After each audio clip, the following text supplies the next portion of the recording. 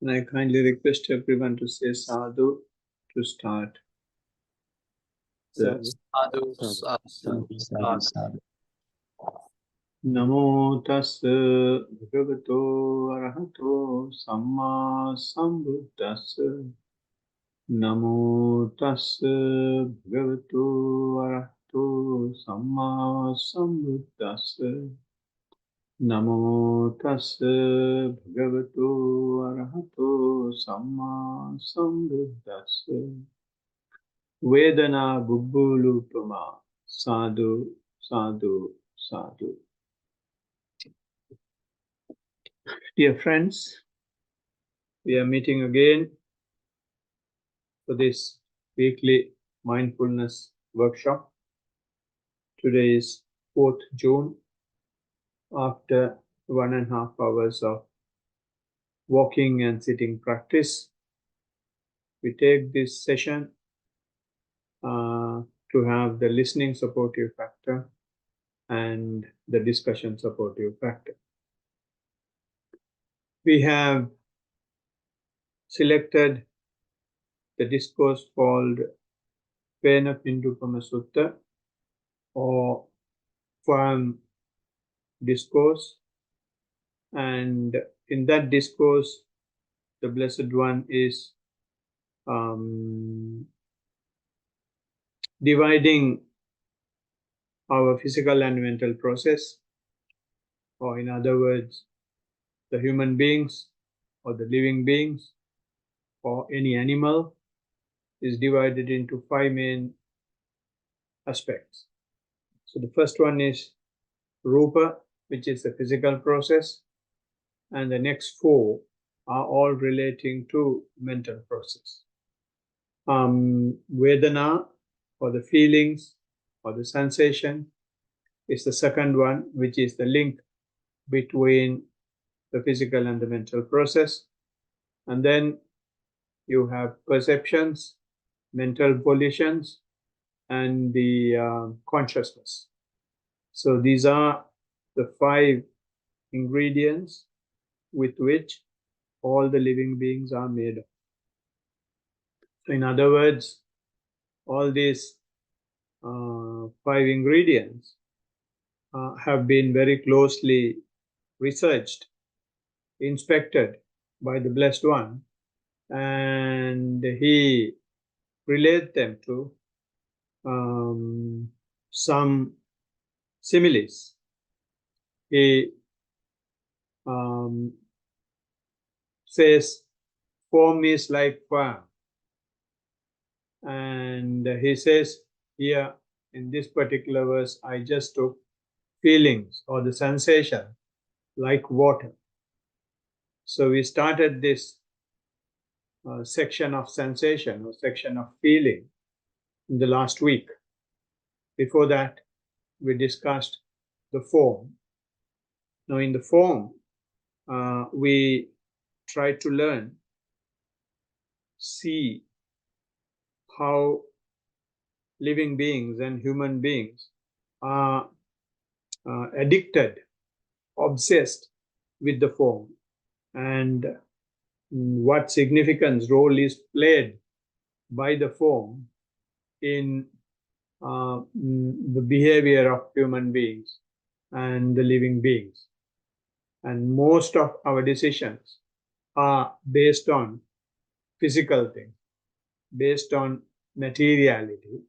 So the entire world is run therefore by material, and no place, no significance is given to the mentality. So that materiality which the entire universe is upholding, and the Buddha is just putting it in the trash bin, just putting it in the storage pit and say, this is just like a lump of form. And it does not have any substance. You just get close to that. When you get close to that, you will see it is substanceless. It is void. It is hollow and insubstantial. And we try to, although Buddha says like that, we try to understand that from our own practice. And when we get our attention to the body and how the so-called body gets changed when you keep on observing the same thing, how the materiality that observe changes to something else, and it keeps changing. And once it keeps changing, it goes to a state that you don't feel your body at all. And when such an experience appears, at least for a fraction of a second or for one thought moment, Buddha is right. It is not brainwashing. It is not conditioning. You yourself get close to your own breathing, your own walking, your own body, and you can experience it.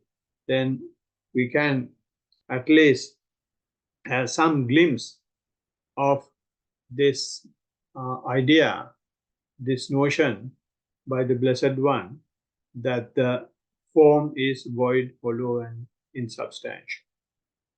And in the last week, from this physical process, once your attention is in the physical process, we discussed how that affects the feeling, or how the physical process links to feeling.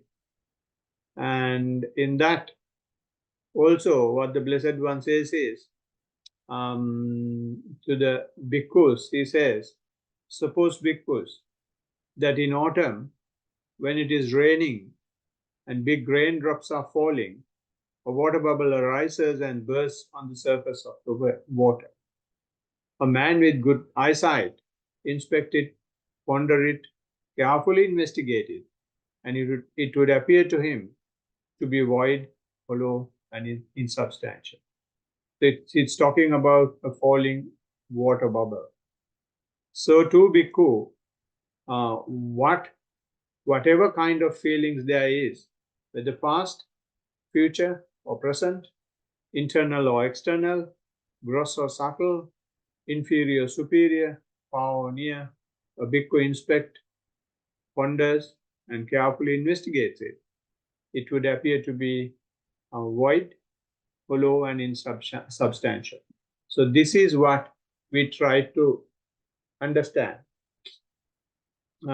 This is what we discussed last time.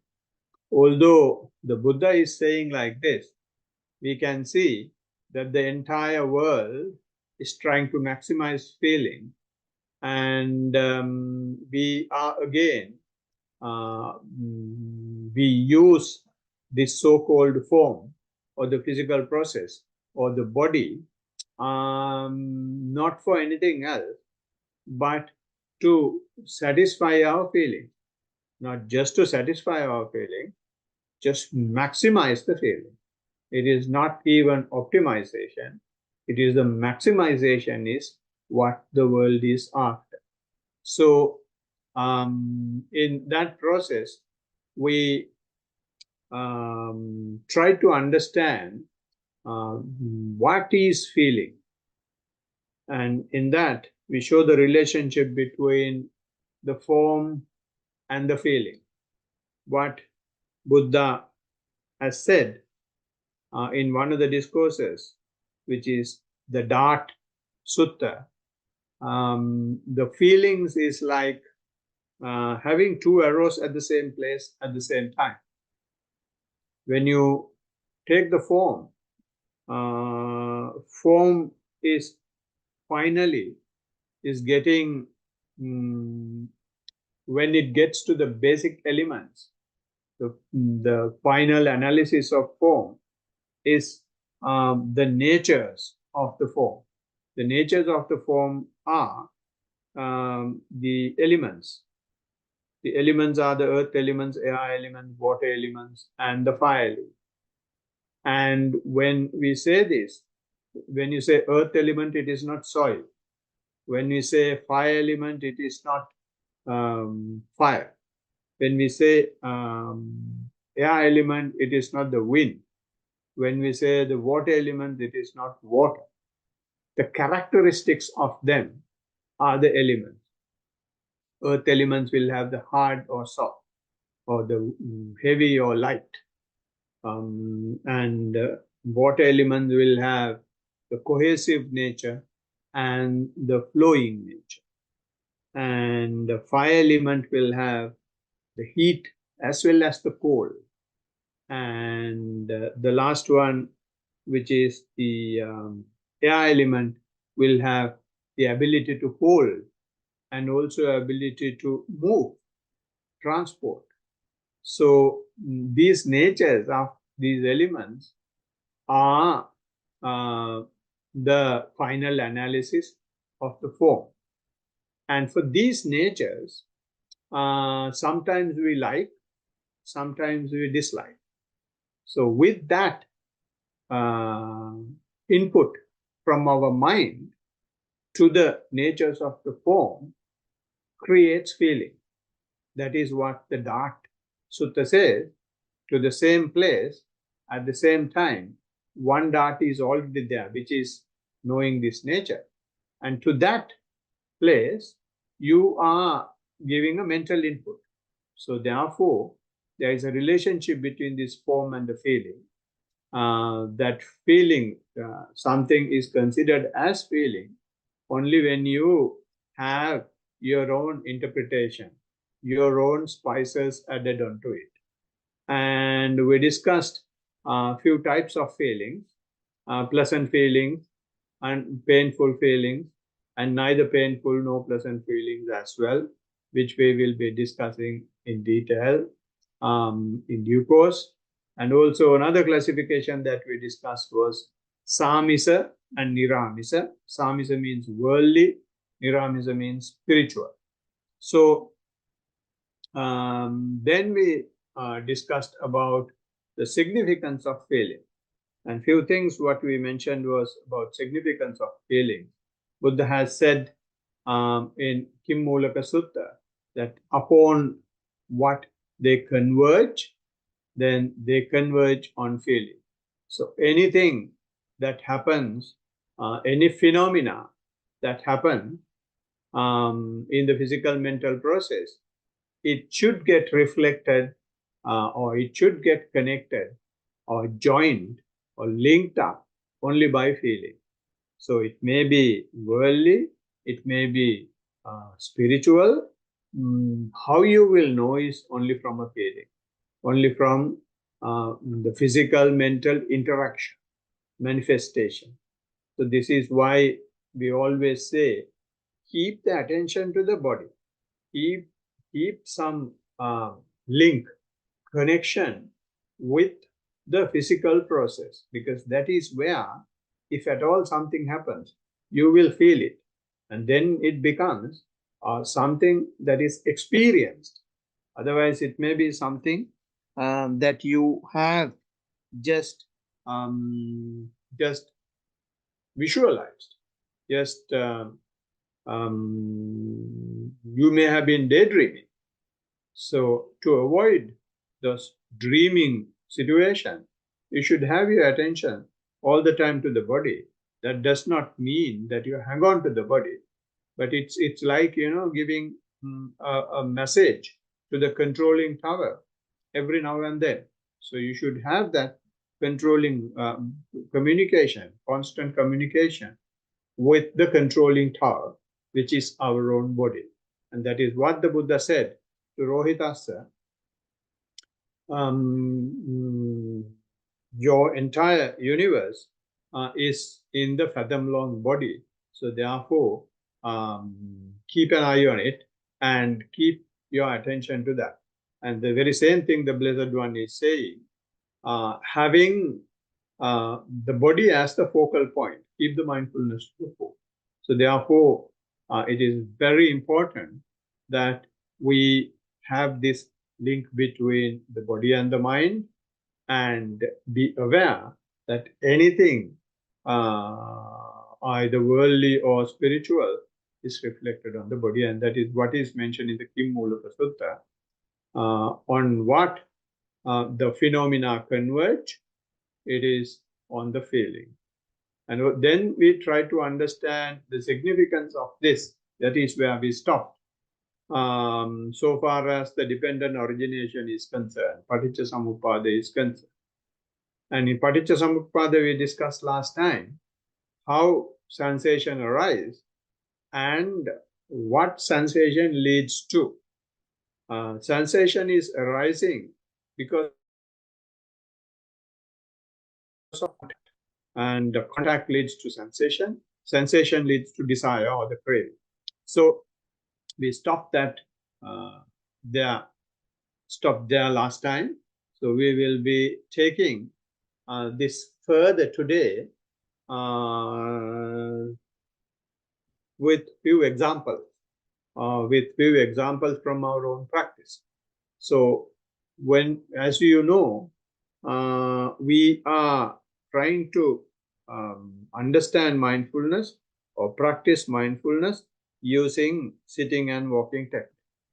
So in this sitting and walking technique, what we use is we try to, while walking, see the sole of the feet and how it touches the ground. And while sitting, we try to observe initially how you feel the in-breath and the out-breath. And what this means is the Blessed One is trying to bring our attention to the contact. When you take your attention to the sole of the feet, and it is taking the attention of the feet, taking the attention to the contact of the feet with the ground, and contact of the nostril with the air, or contact of the air in your tummy, contact of the air in your chest, wherever you are observing. And from that, he is gradually taking the attention forward. So what do you mean by contact? The Blessed One is explaining the contact is Tinnang Sangati Passo, which means contact is the combination of three things. What are the three things that we consider as combination?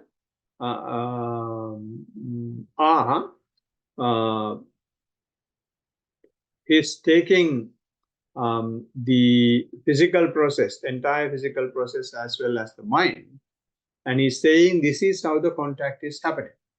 When you take the physicality, in our body, we have the 6 sense bases or 6 sense entrances. So in the dependent origination, the contact is arising because of the 6 entrances. The sensual faculties we have are eye, ear, nose, tongue, body, and the mind. Right? So because of these 6 sense faculties, we always get contact.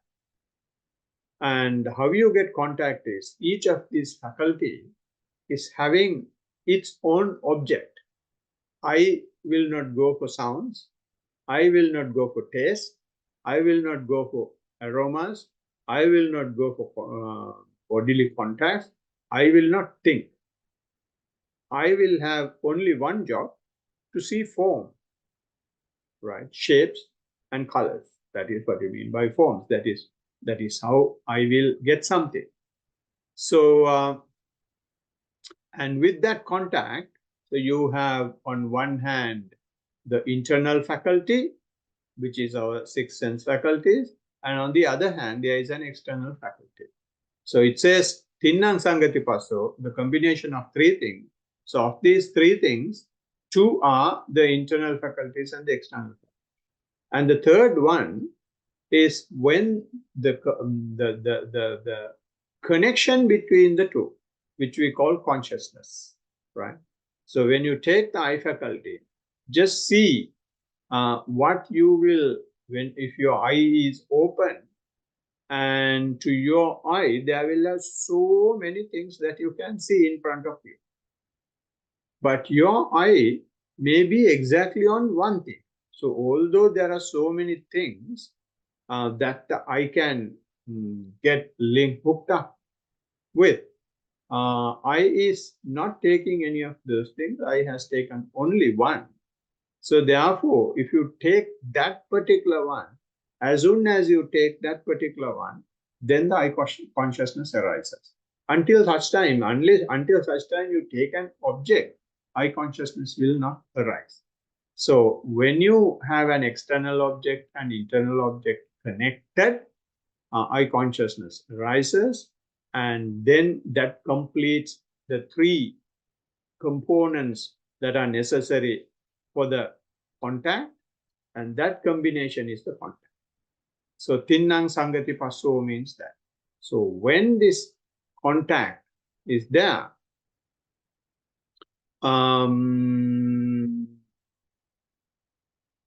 we practice, we are taking walking and sitting only.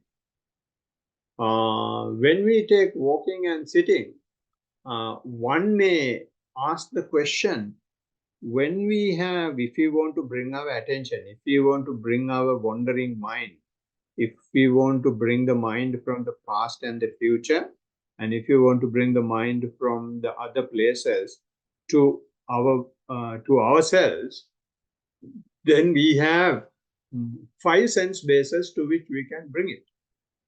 We can bring the attention to eye. We can bring the attention to the ear. We can bring the attention to the nose. We can bring the attention to the tongue. But when we have 5 things, why do we take only body? Why don't we take eye or any of the other 4 faculties? Is a question somebody may think, somebody may ask. If eye faculty is the strongest one, why don't we try to see the contact of the eye faculty? And then it is easier, it is faster. We can do it instantly instead of going through the body, because that is not that important, or because body is not the one that gives so much of defilement. So therefore, it is not important for us to, or it may be very slow for us to fulfill or complete the practice faster. But the reason why the Blessed One is taking body, he says, Kayang Panidaya, which means the body, instead of going for the other 4 faculties, is because comparatively body is less demanding. In the sense, if your eye has taken an object, it is very difficult for you to come out of it. Similarly, if your attention has gone to a song, difficult. If your attention goes to some smell, then you may be bogged down in it. If your attention has gone to some taste, then you every day go for that place and you want to have lunch or dinner there. So it will be difficult for us to have the attention there, or have our practicing object there. So therefore the Blessed One selects, instead of those sense faculties, body sense faculty, because body sense faculty is less demanding. It is not as demanding as the other 4 faculties. And another reason why the Blessed One is taking the body faculties, it is very simple. And when eye faculty or any other faculty is involved, because of the flowing of so much of defilement arising from that, it is not easy for us to have our attention there. We will get completely overwhelmed by the combinations that starts from the contact of the internal and external faculty. So therefore, eye, ear, etc. are so complex that we can easily take our attention and be aware easily. So therefore, it is, so far as the body is concerned, it is not that complex. Therefore, because of the simplicity, the Blessed One is preferring to start the practice with the body. And also another reason is body is big enough and it is very tangible, and you can feel the contact. When eye contact is there, you don't know what's happening, and you completely get engrossed with entire physical mental processes that are happening. You cannot see that contact. That contact is not tangible. But so if you consider the body, bodily contacts are tangible. Therefore, it is easy for the Blessed One to start the practice with the body. That is why he has taken the body as the main sense faculty with which we can master the practice. And all other, the other reason why the body is taken is all other sense bases, sense faculties depends on the body, and they all are part of the body. So therefore, if this complete body, tangible body, simple process body is in some way tackled, then you are to some extent controlling the others as well. Because whatever other faculties do, they are fed by, on one hand, blood circulation, and on the other hand, the neurological system, nervous system. So they are in the body. So therefore, if we take the attention to the body, then we have a way how other sense faculties can be tapped as well.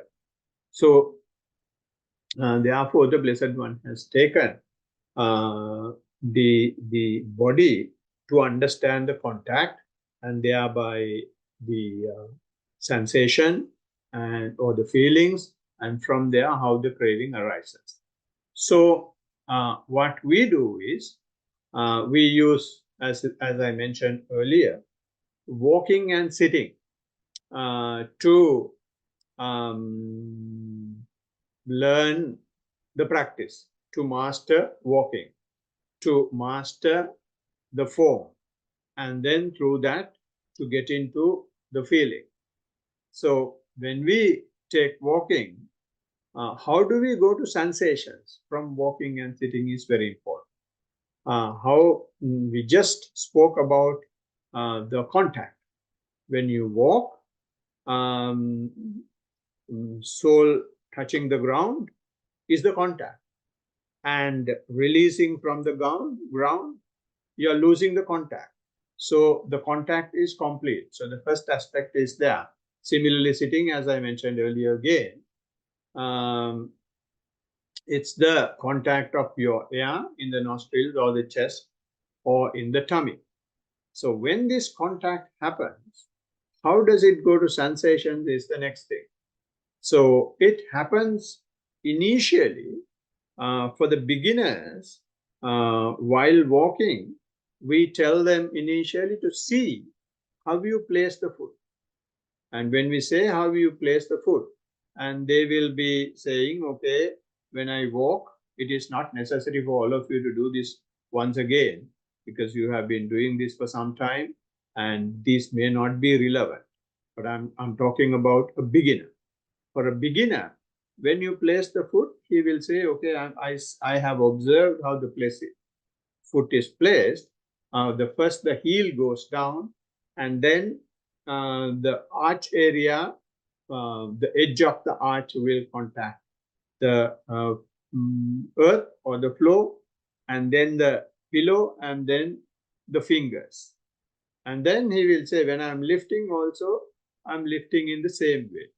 And then he will say, not only just one leg, in the other leg also the same thing is happening. So his contact in that manner, he is very closely monitoring and having an understanding how the contact is happening and how the contact is getting released. So when his attention is with the contact, then the next thing the teacher would say is, and of course we give that for a beginner in the first instance itself, with that contact, try to see what you feel.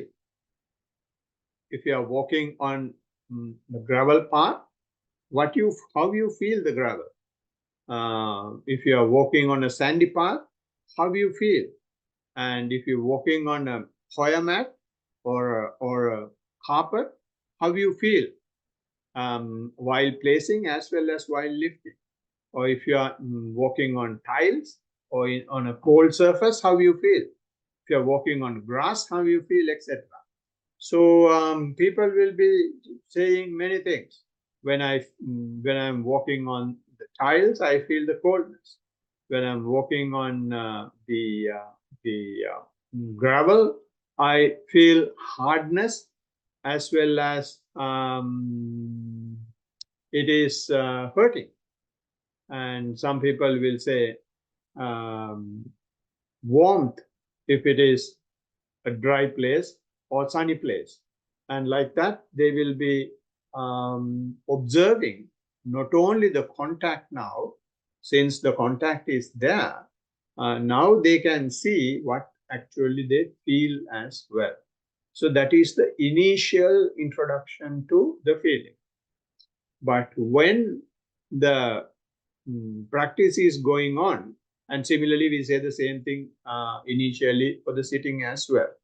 For the sitting also we say, see whether you feel the in-breath, out-breath, and then they will say, okay, yes, I feel the in-breath on the nostril. I feel air is going in, and then I feel the air is coming out, like wind going in, wind coming out. Some way they will say how they feel it. And especially those who are observing the chest and the tummy would say, I feel the tummy is rising and then contracting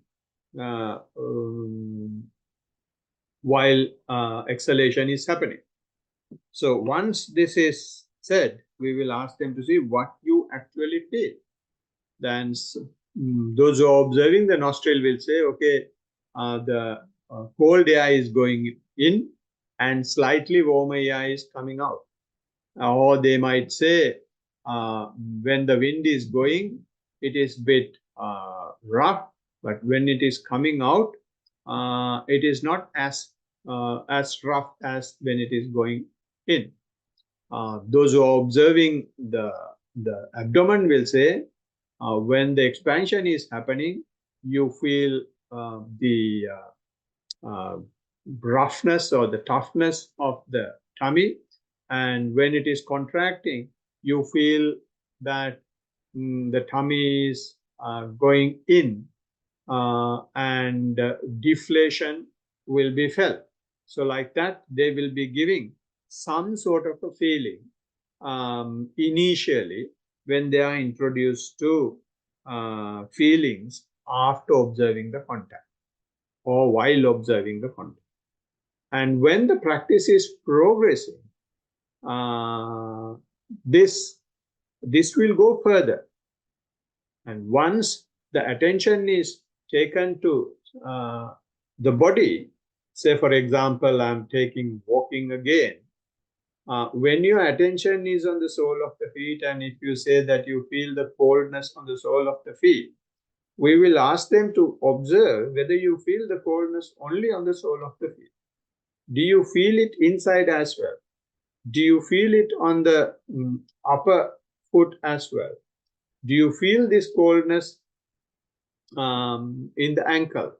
Do you feel the coldness somewhere upper above the ankle, and try to bring their attention through the feelings more and more and more into the body.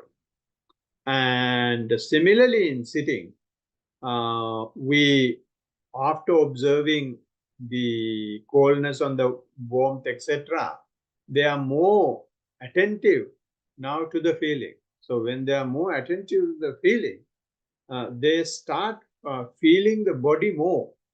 So therefore, for some people, they will feel that the body is very stiff when the attention goes to the body.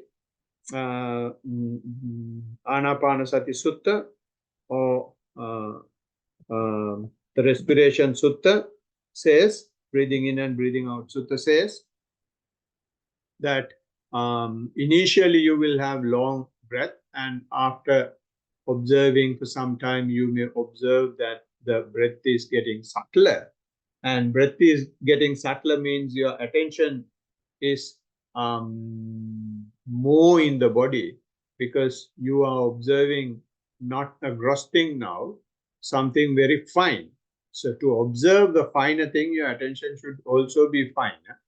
And when you keep on observing this fine breath, when the attention is inside, you may lose your attention to the breath, but instead you may start feeling the body more.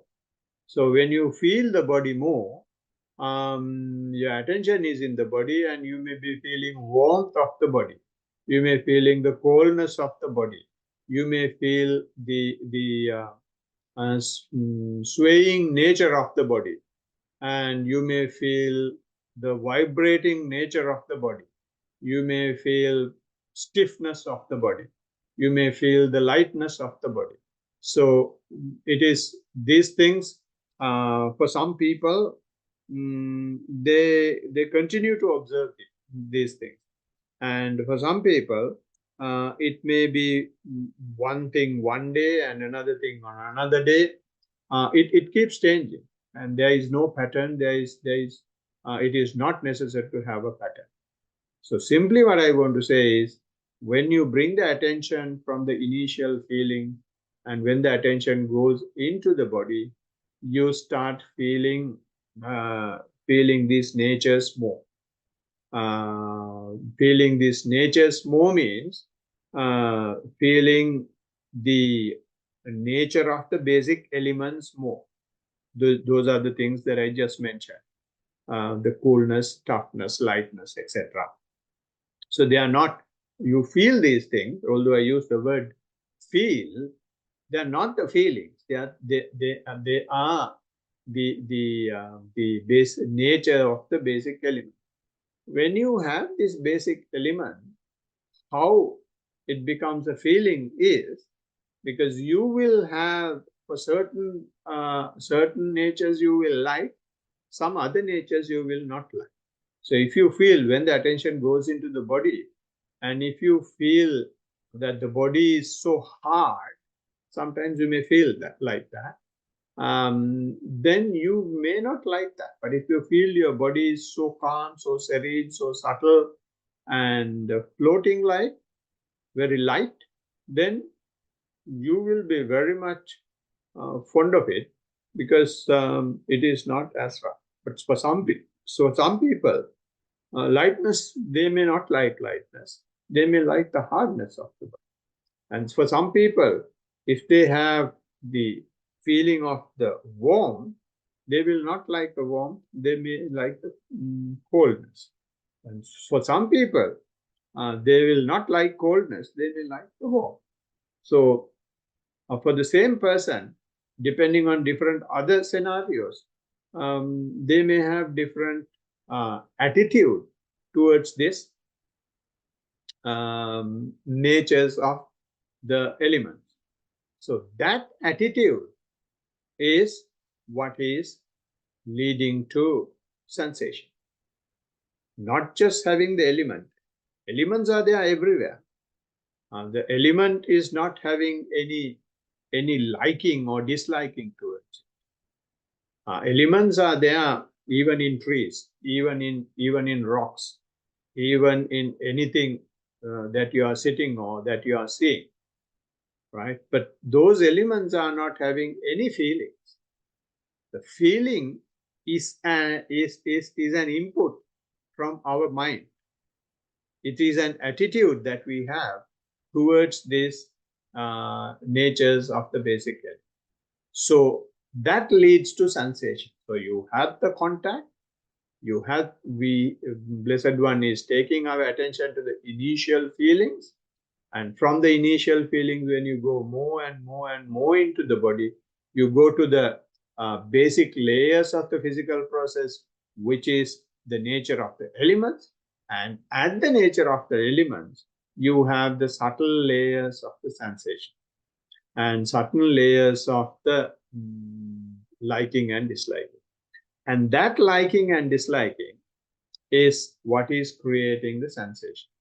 And for the same reason that liking and disliking, you have craving. If there is something that you like, you will try to hold on to that as long as possible, as much as possible. If there is something that you don't like, you want to get rid of that as much as possible, as quickly as possible. So that creates craving. And because of the craving, because of the struggle that you will have to undergo to maintain what you like and to keep away what you don't like, creates suffering. So that is what the Blessed One says. And then dependent origination is finally going for the suffering stage. So I'm not going to take to that extent. Since we are talking only about sensation. So I just wanted to show how the practice initially, as well as when it is progressing, how the attention to the physical process gets converted into sensation. And this is very fast when we do the body scan. One reason why we do body scanning is because we can quickly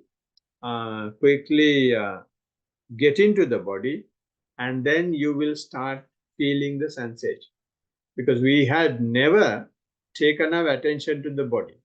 So once you go through from the crown of the head to the tip of the toe and then the backward, your attention naturally comes to the body. When the attention naturally comes to the body, certain things that are happening in the body, you may like, you may dislike. So there, straight away, the conversion is there from the physical process to the sensation. So when you have this sensation, if you can keep on observing these sensations as close as possible, as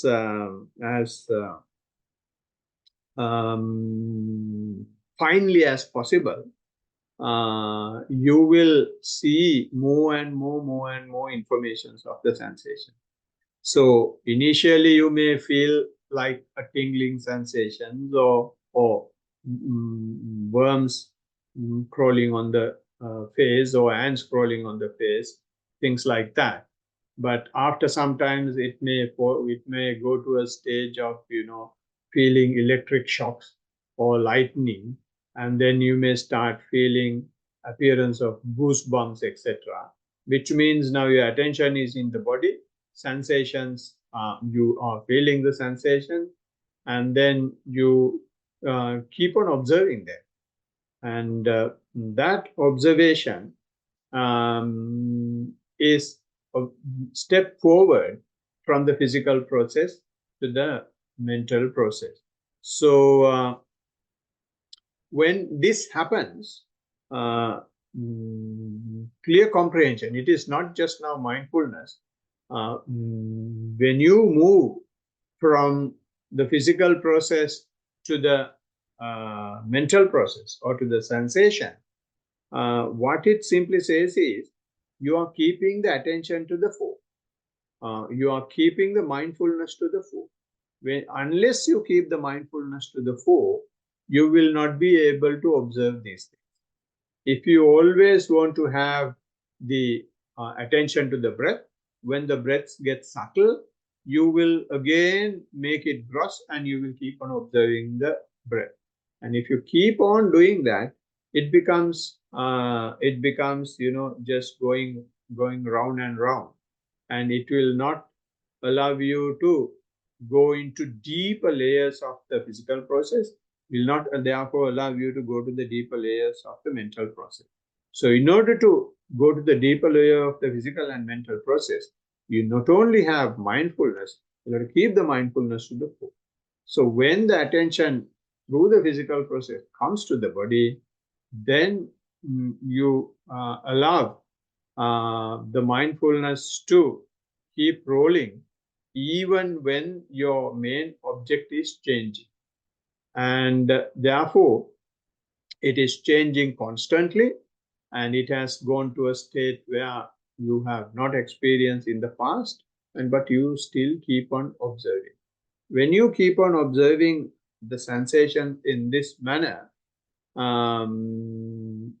what you basically do is you are walking on the four foundations of mindfulness. And the four foundations of mindfulness, after the physical process, after observing the body, the Blessed One has taken the sensation or the feelings. The feelings means your body work is over, and then the sensations will appear. And there, what the Blessed One says is very clearly, when you have sensations, simple observation, the word he uses is pajanati. But when we have, when we feel sensation, what we do is we don't do pajana. We try to open the eye and see what is going on, or we try to change the posture, or we try to adjust the cushion, or we try to adjust the time, or because after 45 minutes I get so much of pain, so therefore I should stop at 40 minutes. Then my mindfulness is good.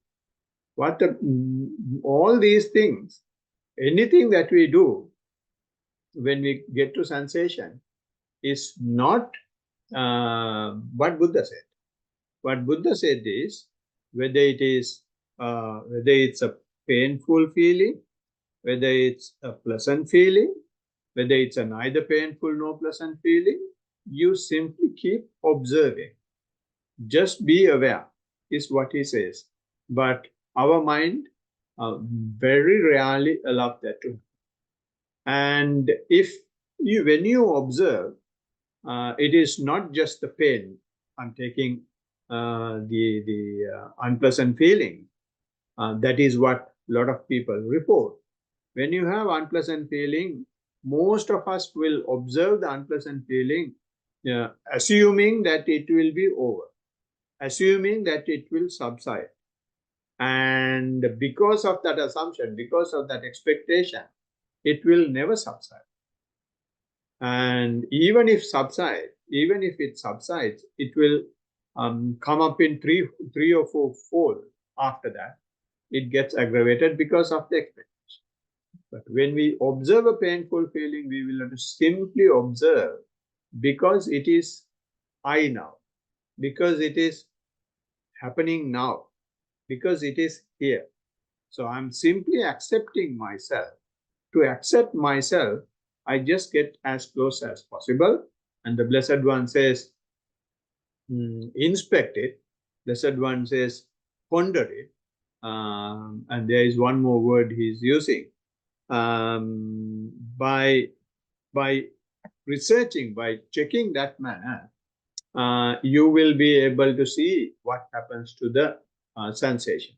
And especially in painful feeling, what I usually used to say is, go to the epicenter of the pain. If the pain is there, gradually, slowly take your attention to the epicenter of the pain.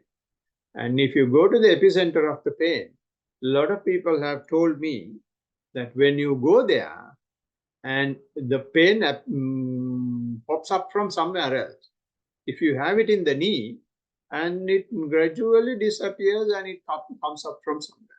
And then you take your attention there, then it goes somewhere else. So that way we can see the trick of the mind. And if you get closer, what Buddha says is right. It is insubstantial. It is void. It is hollow. If actually that pain is there, when you get closer, it can't run anymore.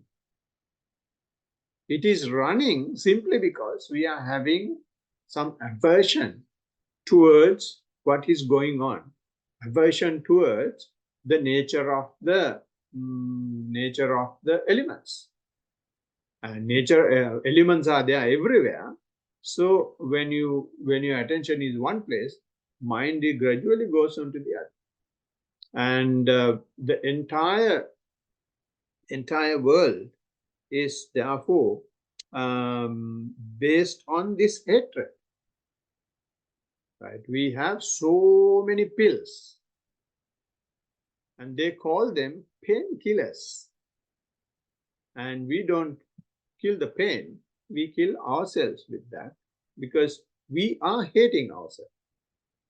That is why we take painkillers. And there was a woman here who was having a severe cancer. She passed away recently, and she was telling me, I have given up painkillers, and I'm really taking them, not just because the doctors won't, because they have given some schedule to take it. She doesn't take it that. She is observing the pain even in that stage as much as possible. And if it is really unbearable, only she's taking. And that day, when she called me, she said, I have not been taking these painkillers for the last 3 days. See, someone who is in the hospital, and she was telling me, I have only the skin and the bone, nothing else. But still, thanks to this message, thanks to this teaching, I am able to observe them happily. And when she was talking to me, I never saw a sick person. Her voice was so clear, and there was no sorrow in that voice at all. It was a very healthy mind that was talking. So like that, we will be, if you go to the epicenter of the pain and see, then you can see the trick of the mind. And when you see the trick of the mind, we see what Buddha says is right. And it is not only this painful feeling, all our defilements which are connected in this body, more you take your attention to the body, all these defilements are coming up one by one, layer after layer, layer after layer, layer after layer. Each and every cell of our body is connected to either painful or pleasant or unpleasant feeling. So all these things, all these negative energies should get dragged. When these negative energies are coming, we may come to a stage, we may feel a stage that we are almost going to die. So that much of pain will come. So even when that happens, what the Blessed One says is, you will have to simply observe that. But most of us don't have that courage to face it when it happens for the first time. I'm repeating, when it happens for the first time. But after that, if that happens, and if you can talk to your teacher, and if you are ready to continue with the practice, then it is an easy job. You know it is going to happen again, and then I will observe that as well. In the same way, I observe the epicenter of my knee pain. Observing the epicenter of knee pain is a preparation for a bigger war. And if you are able to observe that, then you will get the next paper, which is much more advanced than the knee pain. And then if you get through that, then you will get another paper. So like that, you may have so much of unpleasant feelings that are coming up in the body when you take your attention to the when you keep your attention to the body. Therefore, sating parimukang is important. We are not going for concentration. We are going to keep the mindfulness to the fore. Sating parimukang means keeping the mindfulness to the fore. And if you want to go for the one-pointedness, that the mind is always kept on one object all the time, then you will not be able to see this evolution in the process. So evolution in the process is imperative rather than holding on to one thing. Then only this evolution only will allow you to see the defilements. Evolution will only allow you to see what sort of mentality you have towards the phenomena that are unfolding. So therefore, the key here, key in the practice, in the observation, in being pajanati, which means aware, is keeping the mindfulness to the fore. So hope this will help you to tackle the mindfulness in your practice. And what Buddha says is, when you observe the mindfulness, when you observe the feelings in this manner, it is not only the feelings that you're observing. Any feeling that has been there in the past, any feeling that will be there in the future will have the same nature. Any feeling that is with you or with others will have the same nature. So therefore, any facet of this, whether it's far or near, whether it is gross or subtle, the nature is the same. What is the nature? When you get close to that, there is nothing. It will move to some other place. So you will have a pain only to the time that a water bubble will be there on the surface of the water. And that water bubble comes because the drop comes onto the water. Water drop is falling on water, and then the bubble arises. So you already have material, and for that matter, you have the second dart coming, and that gives the bubble. And that bubble, you can make it as big as you want, or you can see that it is only a bubble, and if you get closer. So may this talk encourage you to observe not only the painful feeling, but even the pleasant feeling. It is very important. A lot of people don't report on pleasant feelings. They enjoy the pleasant feeling. Buddha never says that. So we will talk that in the next session. And may you all be able to face any feelings that come in your way from the practice. Blessings of the Triple J. Sadhu, sadhu. Thank you, Bhante. Right. Sadhu, sadhu, sadhu. Okay. Anything to discuss? I'm okay this week, Bhante. Good. Just a little report, Swami Mahansa. Yeah. I think last week I reported about like this new confident energy I was feeling, like a new attitude. I was feeling rigid and Swami Mahansa said, "Oh, it was like you must be feeling like Incredible Hulk," and I like fully agreed with it. Yeah. It lasted like a couple more days. My days were going like great. I was feeling like a superior being. Like I could do anything, and I was working hard, going to the gym. And that lasted like a good week or so, and then it finally crashed. And I felt this happen during the practice, so my body just kind of dropped. And all of a sudden that rigid feeling started disappearing from there. And then it just went to felt like it went to another level where I faced it, and I started feeling like I didn't need to didn't need that rigid feeling anymore. So from then on, I was just more aware all the time. Like there was like a new sense of awareness where like I was more mindfulness was a lot more to the fore than usual. So I was just watching things happen as usual, but the cravings were still coming and going. I'm not scared of them as I used to be. So when it comes, it comes. But I still create like a self with it. So like create like an ego. But the difference I've noticed is like I used to create an ego that was very unrealistic.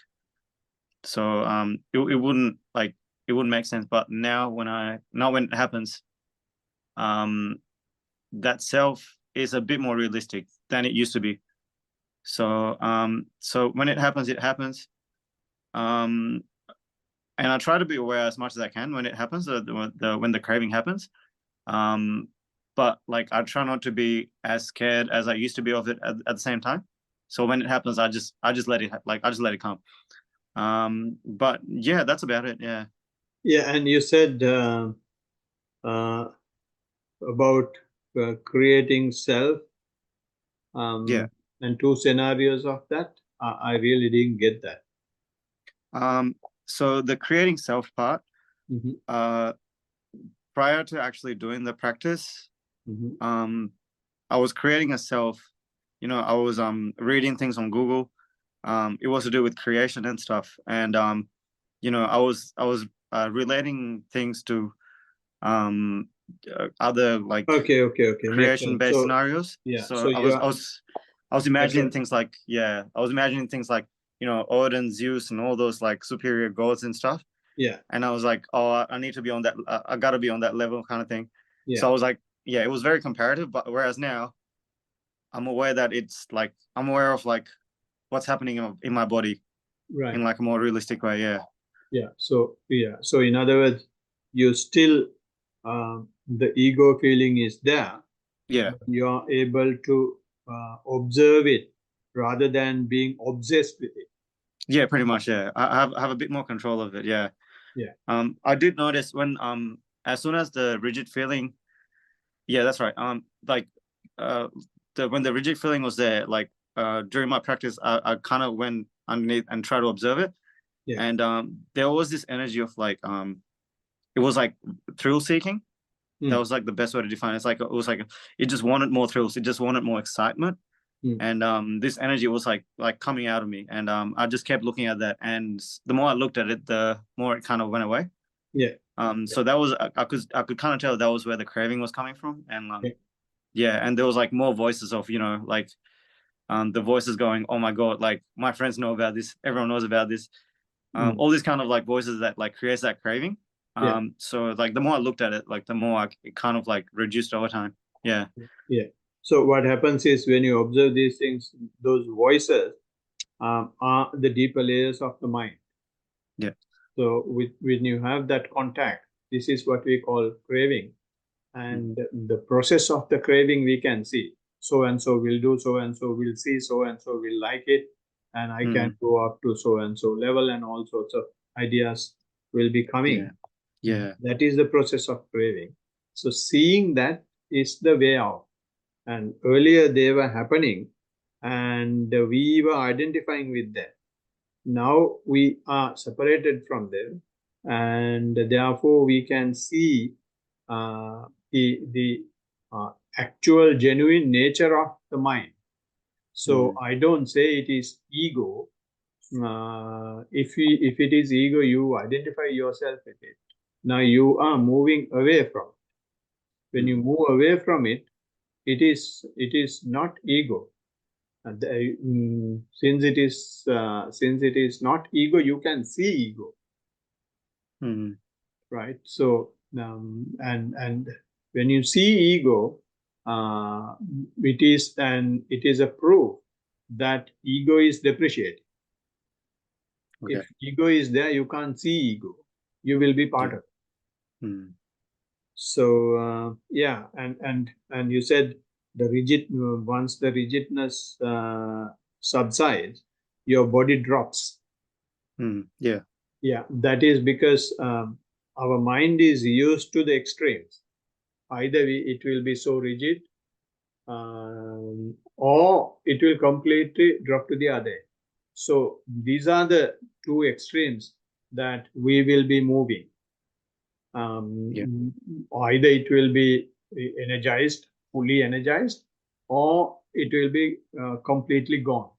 So you'll have to keep on doing this for some time. Then Yeah. your attitude towards being energized, your attitude towards the lack of energy will be the same. Hmm. So this is simply showing the nature of impermanence. Yeah. And if you try to make any of these things permanent, then the trouble starts. But you let it happen, you observe as it happens, without any fluctuation in your liking and disliking. Then it will come to a point that it is neither too energized, not falling as well. Okay. So Yeah. that is how the defilements are being wiped away. Hmm. So Okay. if you like rigidness, then there will be some defilement. If you Yeah. hate the falling or like falling, there will be some defilement. For either Yeah. of these two, you just maintain equipoise mind, then defilements will go away and it will come to the equilibrium. Yeah. So, I do still like, there's still like identifying with this ego, but like it's a lot less, a lot less, I don't know, severe. I don't know if that's the word. It's a lot less like bigger than it used to be. right. So like I still feel like, oh, there's another level, there's another level. Right. But like I do feel like I'm in a bit more control of it. Yeah. So that's rather good. than using the word control, that word is also trying to create that you have the Correct. control over things, Yeah. right? So you will have to simply give the credit to mindfulness. Yeah. Yes, it is trying to take me around, hook me around, but I'm aware of it. Yeah. So that you have to appreciate awareness for that. Otherwise, mind is trying to give you the authority, control, awareness. Yeah.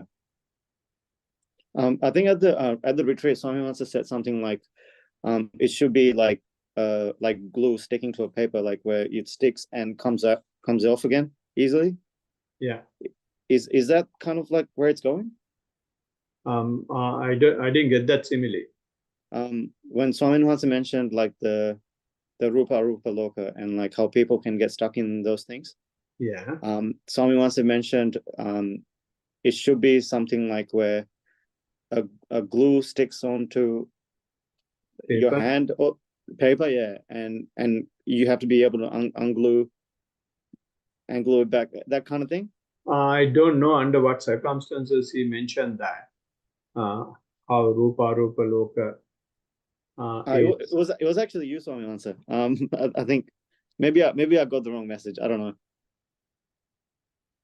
No, I don't remember that. Yeah, just listen to that once again, and let me know. Oh yeah, sure. Yeah, so that Yeah. I usually say these defilements are, craving is like a glue. Yeah. Craving is like a glue, and when you take it off, you will feel that your flesh is being torn off, the skin is being torn off the flesh, and you may have that sort of sensation when the attention goes inside. Yeah. Okay. Right. Oh, yeah, that's all Swami answer. Everyone, Sarana. Yeah. Anybody else? Yes. Yes, sir. Question for me. I've been, as per your last advice, I've been keeping my attention or trying to have some link to the physicality in walking and sitting. In the walk, and especially, I guess, the feelings, because there's not really much matter to observe. in the walking, it's a bit hard to do because when I start looking for feelings or the body, then I can't walk. So I haven't really been doing that at all. But in sitting, it's possible. And I observed that something that I hadn't observed before, there's like a bubbling sensation, like if you take a pot of water and you boil it, and then at the surface there's bubbles, that sort of sensation is happening. Yeah. My question is, like, I feel like I'm being taken for a ride because this is an object that's appearing that I haven't seen before, and it's not vibrations, it's something different. And the other characteristics of it is it seems to be in all directions, maybe coming towards me or away, I'm not sure. And then it could also be in all parts of the body. There's no singular location. Yeah. That's the only information I have. Yeah. No, that's a good observation. And whether you like it or not, it has been there ever since you were born. And when the mind really goes to the body, and if you have very sharp mindfulness, this is what is happening. And the Buddha says,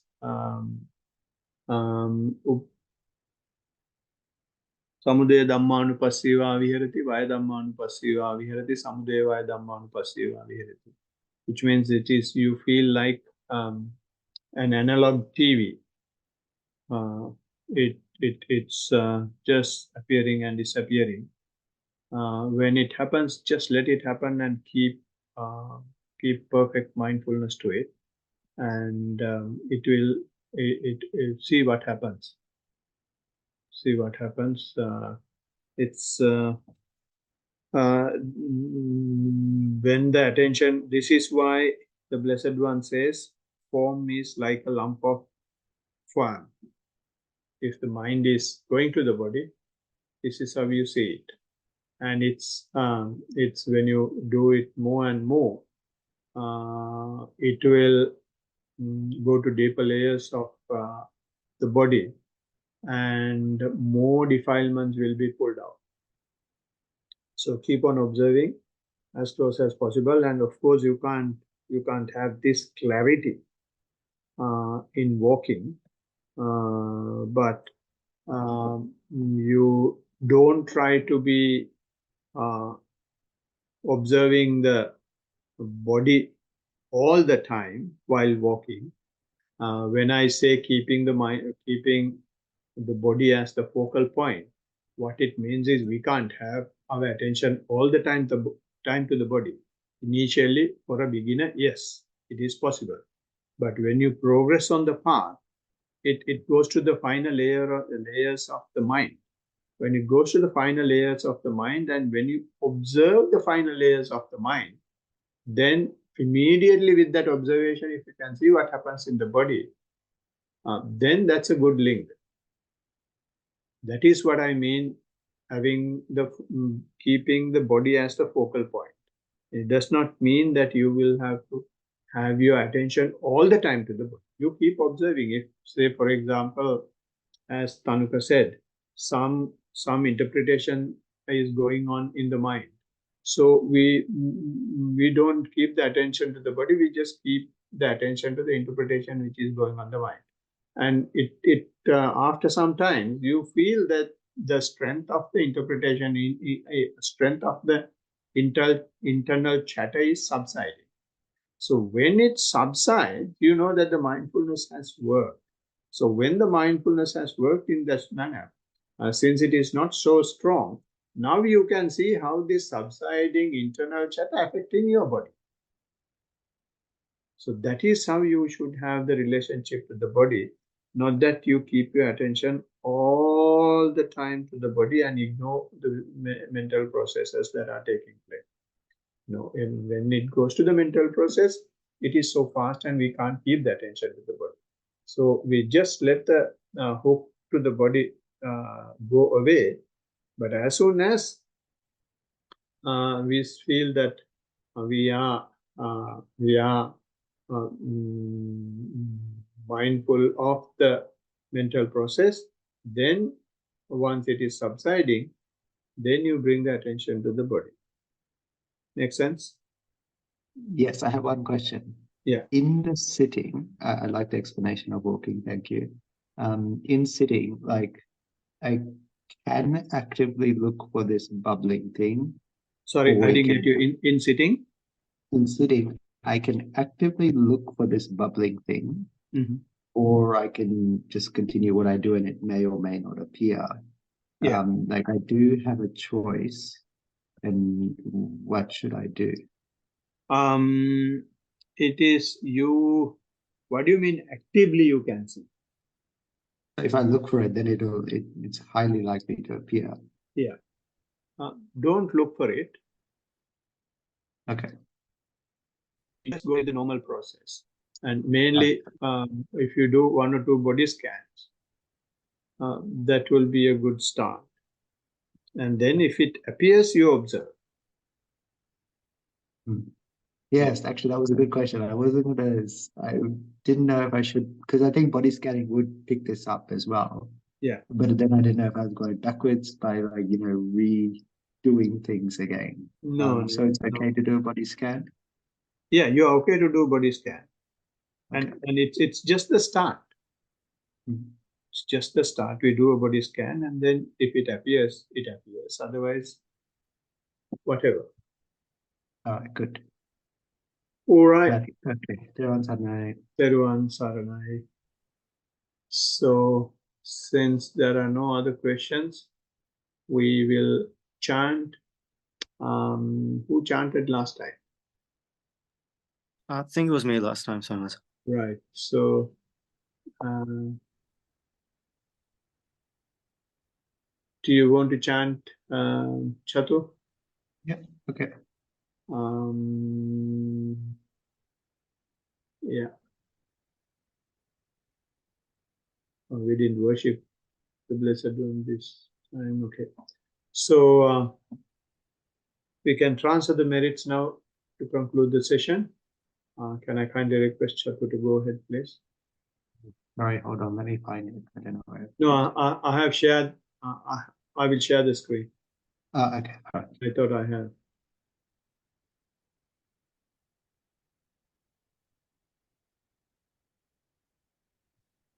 May all devas share this merit which we have thus accumulated for the acquisition of all kinds of happiness and prosperity. May all other beings share this merit which we have thus accumulated for the acquisition of all kinds of happiness and prosperity. May all the beings share this merit which we have thus accumulated for the acquisition of all kinds of happiness and prosperity. May all beings inhabiting space and earth, devas and nagas of mighty power, having shared this merit, long protect the dispensation. May all beings inhabiting space and earth, devas and nagas of mighty power, having shared this merit, long protect the teaching. May all beings inhabiting space and earth, devas and nagas of mighty power, having shared this merit, long protect me and others.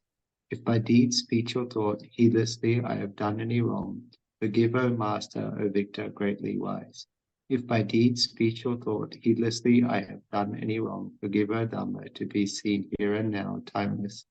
If by deed, speech, or thought, heedlessly I have done any wrong, forgive, O Sangha, practice well the incomparable. Let this merit accrue to our departed relatives, and may they be happy. Let this merit accrue to our departed relatives, and may they be happy. Let this merit accrue to our departed relatives, and may they be happy. By the grace of this merit that I have acquired, may I never follow the foolish, but only the wise, up to the time I attain Nibbana.